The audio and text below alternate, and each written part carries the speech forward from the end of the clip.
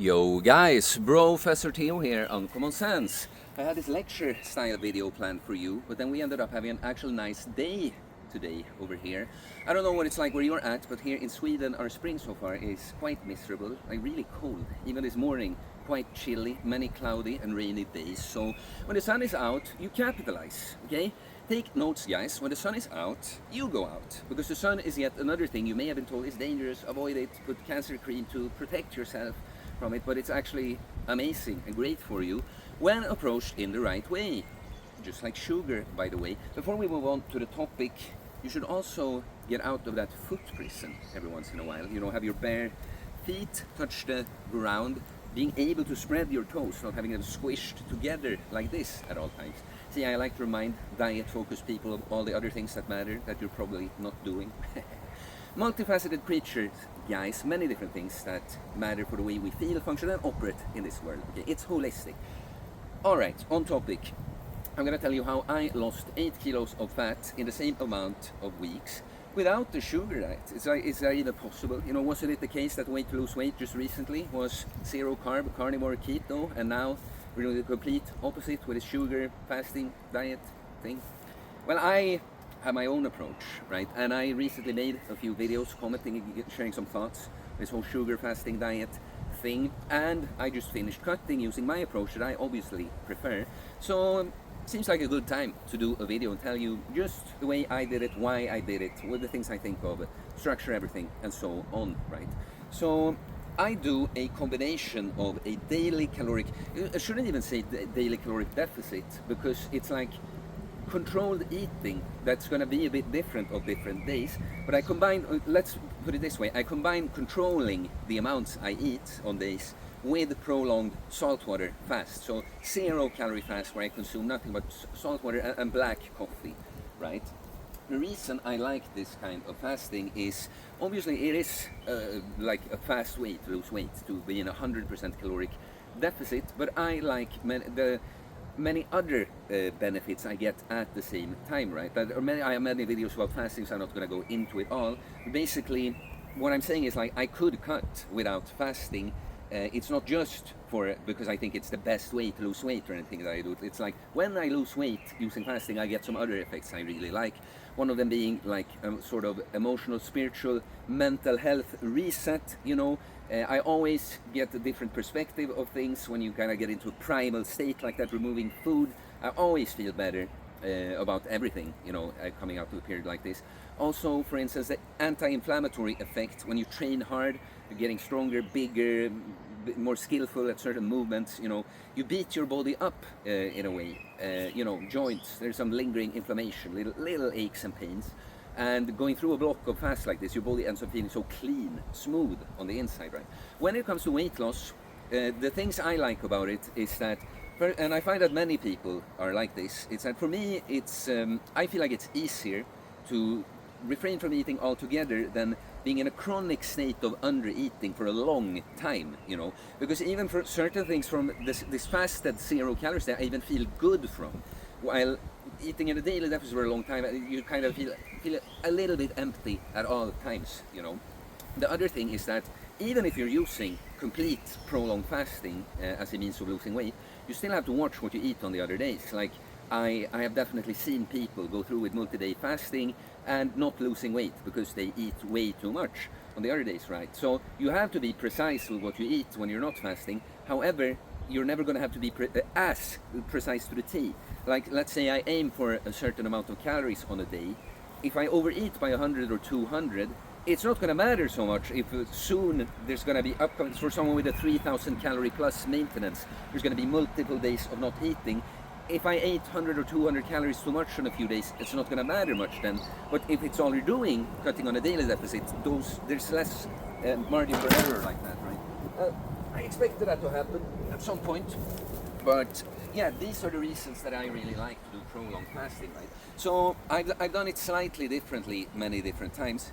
The way I did it now is that I do a saltwater fast on every other week. I've done it. I started doing, okay, the first one I did was a dry fast. I have a video about that. It was the longest one. Then I did one that was like 90 hours, and then the last 3 ones were 60 hours, right? except the last one, I structured them all during the same time of the week, Tuesday through Friday or longer for the ones that were longer, right? But so, what I do on the weekdays, when I'm not fasting, I eat in a steep calorie deficit, right?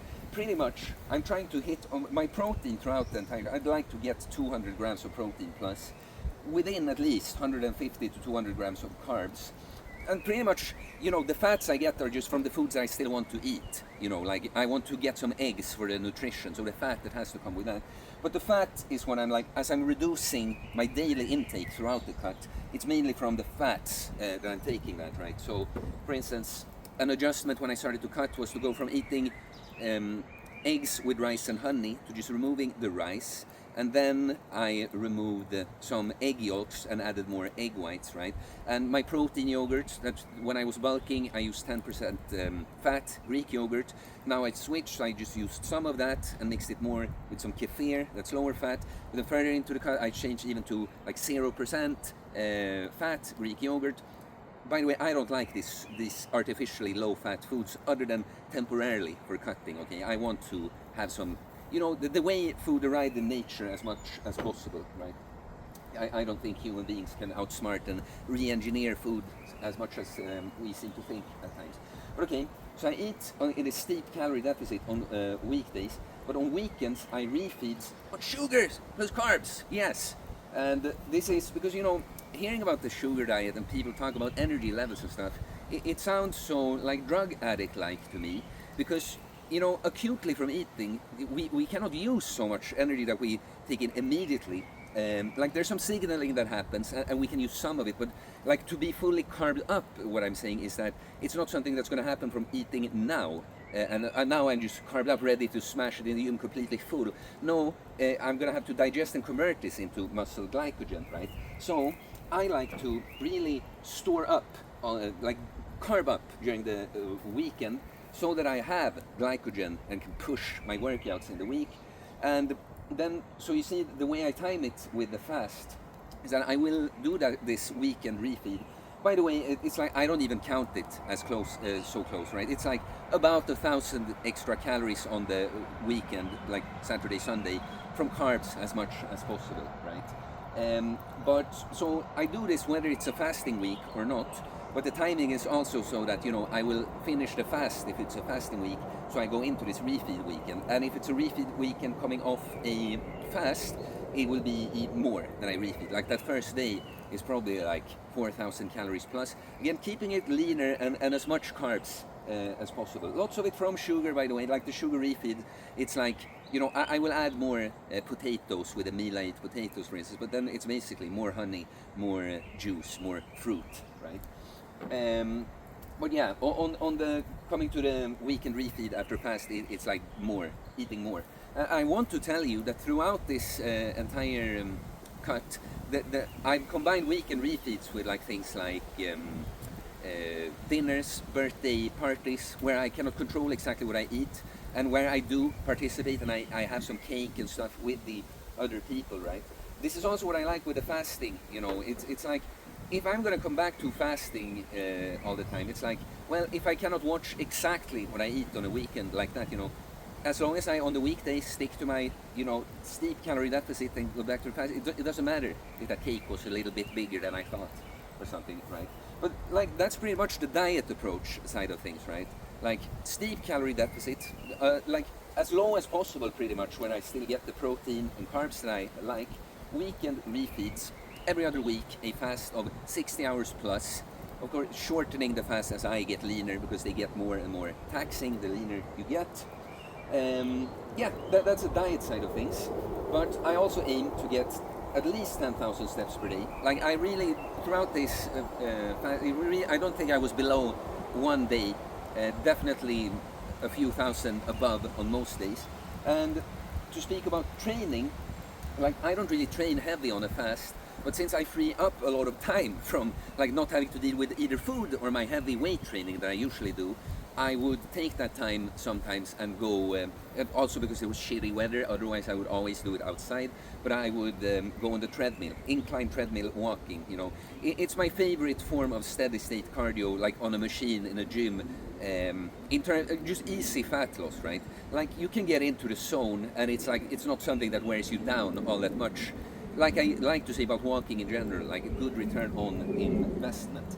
But when it comes to training with like the weight training, I just want to mention that when I go into cutting, like what a lot of people, a thing that people do wrong with a thing like training on a cut, it's like clearly, this is going to be tough now that I'm eating in a deficit. I wonder how this is going to go now that I'm eating so low. Now that I'm losing weight, I clearly won't have as much to give. People kind of gaslight themselves into being weaker than they actually are on a cut. But you definitely will, like especially the more advanced, you already are, the more it's going to matter, these things that you change with what you do, right? But I just go into my training kind of knowing what the current circumstance is, that at some point I should probably notice some kind of decrease in performance because I'm taking in energy to use. But I'm not like going in expecting to do, where I'll just try to do as well as always. And then you just kind of have to see that the biggest exercises, like really body weight dependent exercises, think squats, think a bench press, these you will, especially more advanced individual, will have a very hard time getting stronger at while losing weight. Might even lose some strength, but lose strength, see, always temporary, right? But on more stable exercises and isolation exercises, you may very well be able to make progress. I made progress on a weak body part, biceps, preacher curls. I kept making progress throughout the entire cut, okay? And some stable, like I on my front squats, I just held on to 5 reps of 130 kilos, right? I couldn't get beyond that at all. But on an isolated pendulum squat machine, because my body weight doesn't really matter, I could push progress there. So you see, I just kind of want to say that because one difference apart from these big, very body weight dependent movements, something I also notice is that on certain things I'm as strong when I show up to do it, but I just have way less to give after that. Like for instance, I could on like a chest supported row hit the personal best with 1 rep, but then suddenly lose like 4 reps for the next set when I usually would lose 1.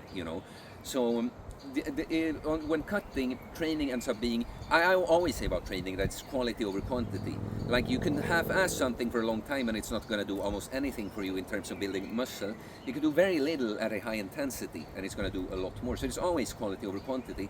But when you're cutting, I have less resources, and where should I spend them? Where should I put my focus? Well, biggest compound exercises, probably content to hold on, try to hold on to my max numbers as much as possible. On these more isolated or stable exercises, I'll actually go for it, try to push progress. But even if I push progress, maybe do a set less on this exercise that I usually do, right? And so, what is my... Did we talk about doing low carb? Well, because I remember I put that... if I already said it or not, I can't remember now. But low carb, just have a smoother transition. Like I talked about, we carb up before we train, really. Like we can get some acute energy from eating, but really it's more about if I eat a lot of carbs today, I have a lot to give tomorrow, right? So on the weekend refeeds, I will carb up so I'm ready to smash my last workouts before starting the fast. But on those days I might as well eat low carb because I don't need any more carbs now. In fact, I'm going to deplete on them because I'm going into a fast, right? So that's just a little point. But so what my goal is now, or what I'm doing now, I kind of always do this for summers, that I cut fat after having bulked and added muscle with some fat, right? I cut off the fat, and then I sort of Maingain, like lean bulk during the summer. And what I mean by that is that this is one of the times where I actually eat a bit more freely. I might eat a lot more on one day and a lot less on one day. Of course, I do that on the cut too, because there's going to be refeed days and cut. But I mean, it's very planned and structured there. Now it's all intuitive. And then the only thing I will go by is that I want to be able to train for progress. I just don't want to bulk, like forcefully put on body weight in that way. So as long as my training is moving forward, I can see that I'm making progress. I'm happy with what I eat. And then I just, if I like stall across the board, clearly I have to eat more. You see what I'm saying? It's like intuitive eating, but I'm like, if this is maintenance, I try to end up a bit above rather than a bit below. But yeah, guys, that was my entire thing. I started out weighing 92.5 kilos before this cut. I now weigh like, you know, I think it was 85 this morning, but it's fluctuated. It's like 8 kilos in 8 weeks, pretty much exactly. So you know, I just wanted to tell you about it. If you are a sugar person that stuck around, even though you notice that this is not like another echo chamber video, it's like, you know, I'm just using it because you get attention from it, right? Unfortunately, this is how this fucking thing works with social media now. You know, you have to think like that. I wish I didn't, you know. But I want to say again that I'm not against, even though I make fun a little bit of that, it's like I'm not against techniques or interventions like that. I just want to bring another perspective. I always hate people getting so fucking married and cult-like about stuff. So it's like, with a video like this, I'm hoping that, you know, someone that's currently into that thing, maybe you see some other things you could do, someone that should be doing something else, maybe you, but have seen the sugar, maybe you can get some ideas of what you should be doing. But honestly, guys, that whole sugar fasting, sugar dieting, whatever, you know, I call it sugar diet in the title because people that were doing it call it that, and then I see the same person like, it's not a diet, it's a method. Sugar fasting, it's like, well, you call it a diet, okay? But for me, it's two people that should do this kind of thing, okay? Someone that's just so overweight and has such a fucked up relationship to food that whatever works for you, you know, that makes you feel good enough so you get through with losing the weight. You can do that.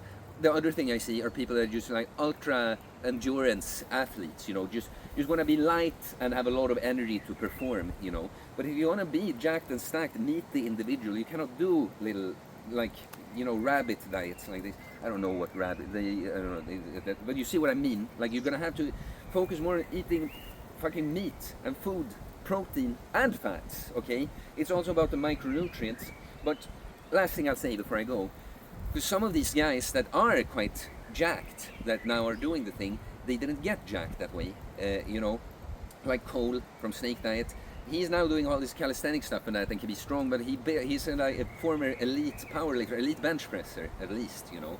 And Mark Bell, of course, he is on testosterone too, and has changed his goals. It's like a lot easier to hold on to strength and muscle when you start doing something like that, but it's not going to be that easy to, like, yeah, like eating this way, you know, the total amount of protein you eat in a day is what's gonna matter most for like your gains.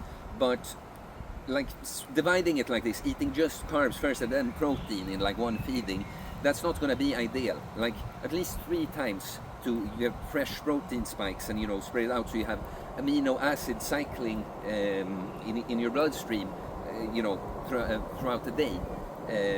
That would be more ideal. Right? But those will be the last thoughts I share here. So please like, comment, you know, what do you think? Anything else I should do deep dive in related to diet, cutting, whatever video.